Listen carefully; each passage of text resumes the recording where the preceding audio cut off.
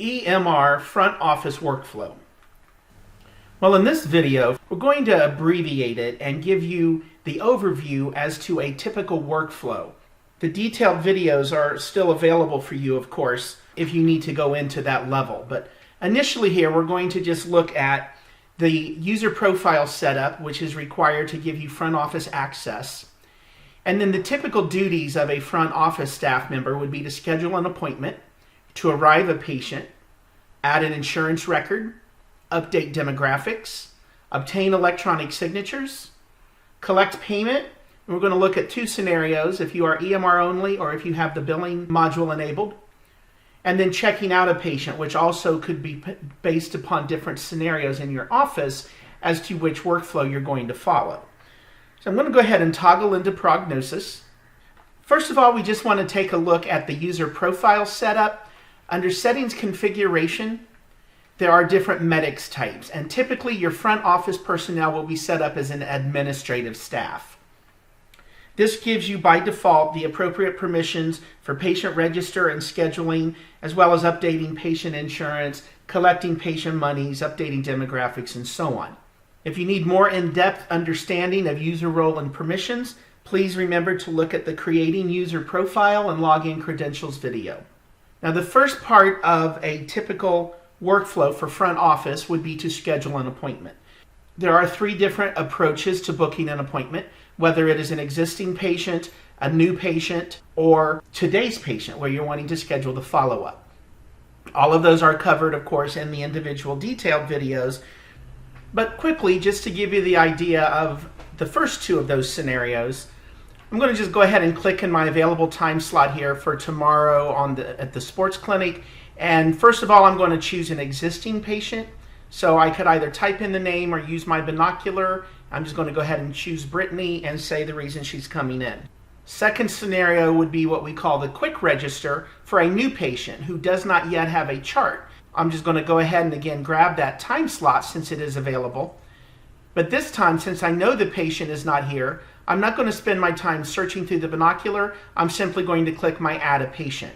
Now for the quick register, all that is required is name and date of birth and gender. So I'm simply going to go ahead and put in there my new patient.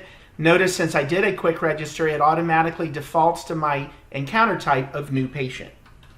Now the third scenario we're going to handle at the end of our workflow video when we speak about checking out a patient and creating a follow-up appointment.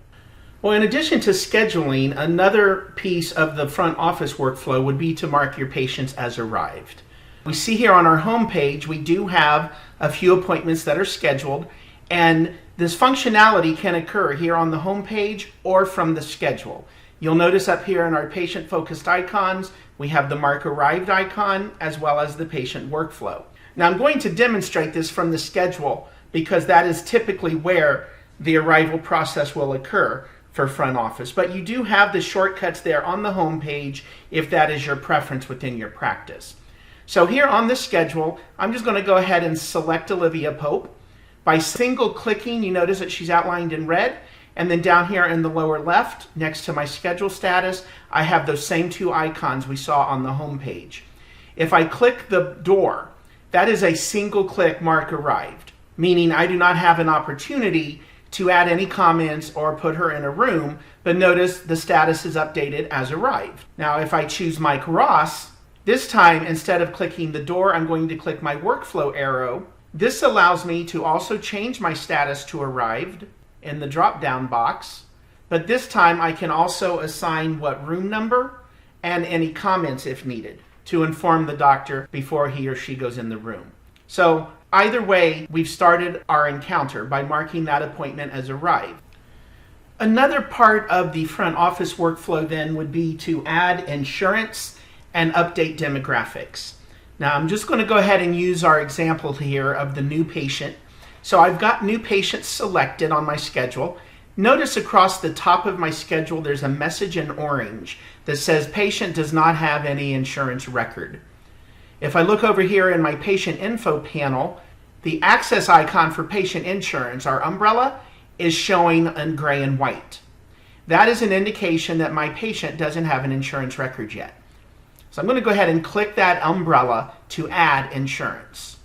Now I'm going to leave the details of filling this screen out to your local workflow. Refer to your billers or your office manager. The only requirement on this screen would be to enter an insurance company and a subscriber ID and policyholder. And by default, the policyholder is always self. So I'm just going to quickly save this data. Now we do accommodate all of these additional fields: plan and group, employment information. If the relationship is somebody other than patient, you can change that and then enter the appropriate details. You can attach a copy of the card. Feel free to watch the insurance video to get all of those details. But now that I have added an insurance to my patient, when my schedule refreshes, notice that the message is gone. And if I look at my umbrella down here, the handle now displays red, indicating I have an insurance present. Now, you can obviously verify the insurance at that same level, change it, or add an additional one as needed. So that would be based on local workflow. You also have the ability of updating your demographics at this point. So down in the lower left again, in my access area, I'm going to click the hyperlink of my patient name. That opens up patient demographics. And this is where I can go ahead and verify if there is a referring provider, add the address, additional next of kin, employment details, whatever is applicable in my practice, meaningful use relevant data, additional physicians, and then I can click the OK button. Now once I arrive my patient, that patient will qualify to have a copayment collected also. So I'm just going to go ahead and click Olivia since we've already arrived her, and notice now that her status is arrived. We have a $ icon. That $ icon allows me to collect patient money. Now this patient payment screen is going to look one of two ways for you depending on if you have the billing module enabled in your practice or not. In my training environment here, I do have the billing module enabled, so you are seeing the full patient payment screen. If you have an EMR only version of Prognosis and are not using practice management, you will not have this middle section that says apportion to, advance, and patient outstanding. Those are only applicable when you are using the billing module. Other than that, the portion up here where you're entering your payment as to whether it's cash, check, or credit card is the same. Once you've entered the payment amount, if you have billing, you're going to have to apportion the money equally for adjudication on the back end when the EOB comes in. If not, when I click save, I'm going to get an error telling me that I cannot do that. If you do not have billing, that would have simply said save successful, and I could have printed my walkout receipt. So since I have billing enabled, I'm going to go ahead and apportion my money as the insurance copayment. Now it says save successful, and I can print my walkout receipt for my patient. The format of this walkout receipt is customizable.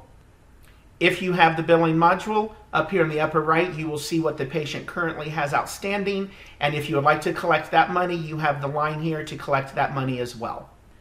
If you are obtaining electronic signatures for your patients at the front desk, we have our Scales of Justice icon, which opens legal documents.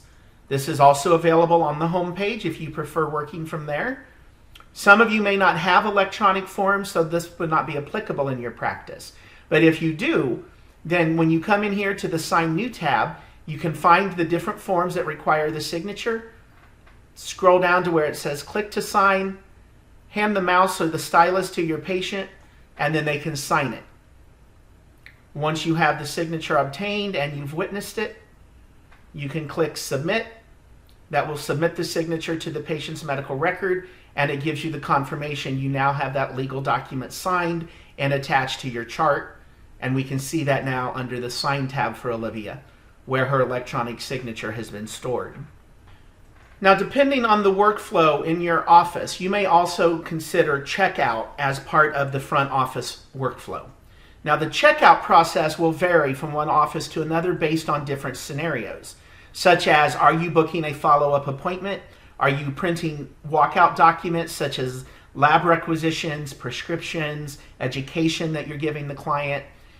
Are you referring the patient to another doctor and you therefore need to produce a referral letter?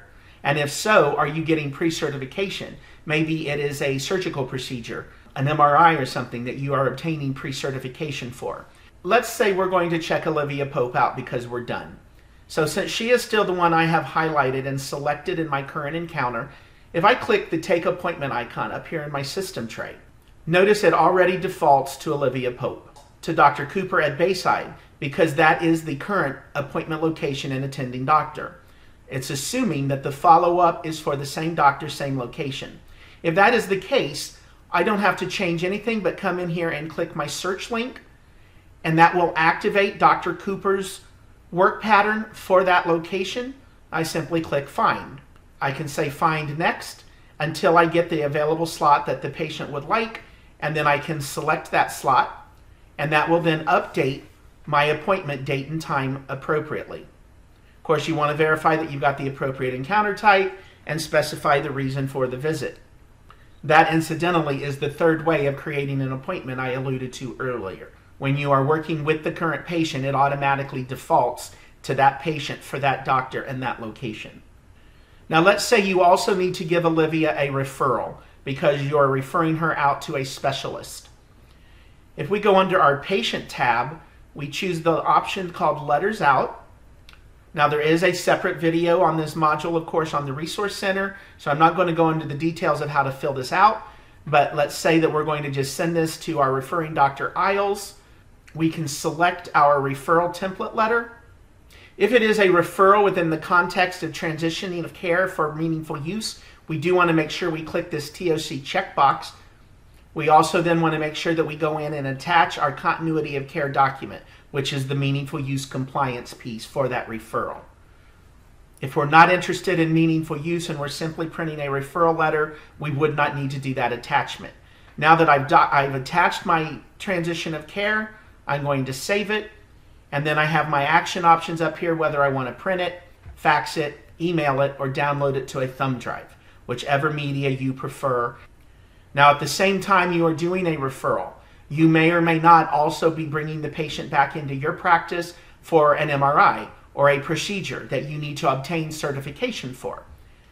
So again, under our Patient tab, with this time going to go down and choose Clinic Forms. Notice on the left it defaults to our patient Olivia. We can bring in our authorization tracking form, fill out all of the required data as far as the reason for the referral, when, and so on.